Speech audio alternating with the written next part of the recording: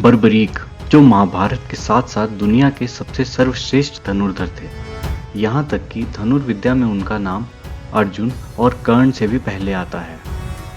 तो कौन थे बर्बरीक? क्यों थे वो दुनिया के सबसे सर्वश्रेष्ठ धनुर्धर? और आखिर क्यों उन्होंने महाभारत के युद्ध में भाग नहीं लिया था? तो चलिए इन सभी सवालों का जवाब आपको इस वीडियो में बताते हैं। लेकिन अगर आपने अभी तक हमारे चैनल धर्म कथा को सब्सक्राइब नहीं किया है तो कर लीजिए। बर्बरीक घटोत्कच और अहिलावती के पुत्र थे। बर्बरीक जब पैदा हुए तब उनके बाल बब्बर शेर के समान थे, इसी कारण उनका नाम बर्बरीक पड़ा। बर्बरीक को उनकी माँ ने यही सिखाया था कि हमेशा हारने वाले की तरफ से लड़ना, और वे इसी सिद्धांत पर लड़ते भी रहे। बर्बरीक को कुछ ऐसी सिद्धियां प्राप्त थी जिससे वह सिर्फ 3 बाणों से ही कौरवों और पांडवों की पूरी सेना को समाप्त कर सकते थे। बचपन से ही वे बहुत वीर और महान योद्धा थे। उन्होंने युद्ध कला अपनी माँ से सीखी। उन्होंने माँ आदिशक्ति की घोर तपस्या करके उन्हें प्रसन्न किया और 3 अभेद्य बाण प्राप्त किए। इसी के बाद उन्हें 3 बाणधारी के नाम से जाना गया। ईशा पुर्तिक वाल्मीकि ने उनसे प्रसन्न होकर उन्हें धनुष प्रदान किया था, जो कि उन्हें तीनों लोकों में विजयी बनाने में समर्थ था। युद्ध के मैदान में भीम के पौत्र बर्बरीक दोनों खेमों के मध्य में एक पीपल के वृक्ष के नीचे खड़े हो गए और यह घोषणा कर डाली कि मैं उस पक्ष की तरफ से लड़ूंगा जो हार रहा होगा। बर्बरीक की इस घोषणा से कृष्ण चिंतित हो गए। श्री कृष्ण ने ब्राह्मण वेश धारण कर बर्बरीक से परिचित होने के लिए उन्हें रोका और यह जानकर उनका मजाक भी उड़ाया कि वह मात्र 3 बाण से युद्ध में सम्मिलित होने आए हैं।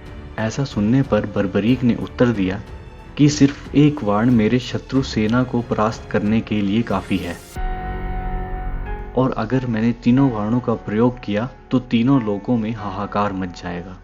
इस पर श्री कृष्ण ने कहा कि अगर तुम इस वृक्ष में लगे पत्तों को अपने एक ही तीर से छेद दो तो मैं तुम्हारी ताकत का अनुमान लगा लूंगा। बर्बरीक ने आज्ञा लेकर तीर को वृक्ष की ओर छोड़ दिया। जब तीर एक एक कर सारे पत्तों को छेदता जा रहा था, उसी दौरान एक पत्ता टूटकर नीचे गिर पड़ा। श्री कृष्ण ने उस पत्ते पर यह सोचकर पैर रखकर उसे छिपा लिया कि यह छेद होने से बच जाएगा, लेकिन सभी पत्तों को छेदता हुआ वह तीर कृष्ण के पैरों के पास आकर रुक गया। तब बर्बरीक ने कहा, हे प्रभु, आपके पैर के नीचे एक पत्ता दबा है, कृपया पैर हटा लीजिए, क्योंकि मैंने तीर को सिर्फ पत्तों को छेदने की आज्ञा दे रखी है, आपके पैर को छेदने की नहीं। यह देखकर श्री कृष्ण ने बालक बर्बरीक से पूछा कि वह इस युद्ध में किस ओर से सम्मिलित होंगे। तो बर्बरीक ने अपनी माँ को दिया वचन दोहराया कि वह युद्ध में उस ओर से भाग लेगा जिस ओर से सेना निर्बल हो और हार की ओर अग्रसर हो। श्री कृष्ण जानते थे कि युद्ध में हार तो कौरवों की ही निश्चित है, और इस पर अगर बर्बरीक ने उनका साथ दिया तो परिणाम उनके पक्ष में ही होगा। तब श्री कृष्ण ने बर्बरीक की बात का विरोध करते हुए कहा कि 3 तीरों की शक्ति मिलकर उसे युद्ध भूमि पर सबसे शक्तिशाली योद्धा बनाती है, इसीलिए उसके किसी भी वर्ग का पक्ष लेने पर दूसरे वर्ग को कमजोर बना देगा।